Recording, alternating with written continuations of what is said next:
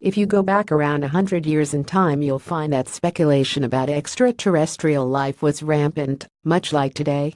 However, in 2017, our expectations of finding life in the solar system are much more measured than they were for our ancestors.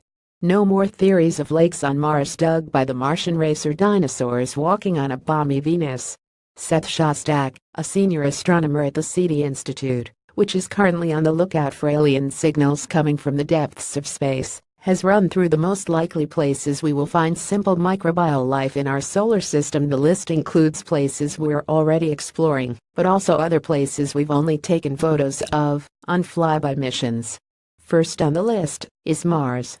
The red planet is the most extensively searched place that features on the list. We've sent crafts to orbit the planet, we've landed rovers to learn more about the terrain of the planet, and now we are preparing to land people on the surface. Shostak believes there could be life forms hidden under the dusty surface of Mars, about 30 meters down or below, where some liquid water may also be present.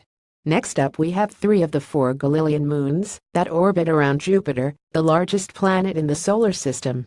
Io is a fiery volcano planet, so it's not considered to be particularly hospitable to life. However, the remaining 3, Europa, Callisto, and Ganymede, have potential. According to Shostak, Europa's subsurface oceans could host life which might survive using the hot spots at the bottom of the oceans, which are like little mini volcanoes, and that would give you energy for life. Both Ganymede and Callisto also host oceans, but Europa remains the most likely place for life. The next location is Saturn, where 2 of its moons, Titan and Enceladus, could potentially harbor life. Although less well known than Europa, Enceladus is one of the most likely places where life could be found, and it turns out that it's not so hard to find out either. Shostak said it's shooting geysers into space. So you don't have to land. You don't have to drill.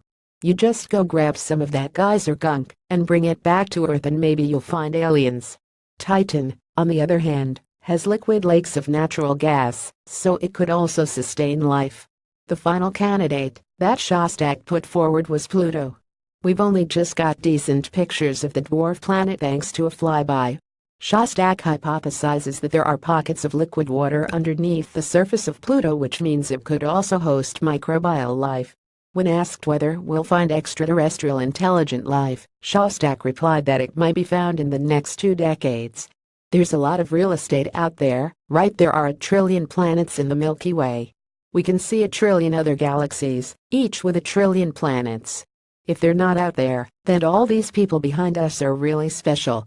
It may seem impossible to discover extraterrestrial intelligent life in the next 20 years, but considering the leaps that human technology has made over just the past 2 decades, it could be possible, or perhaps it's just a hopeful bias. Source: Futurism image via 3D print.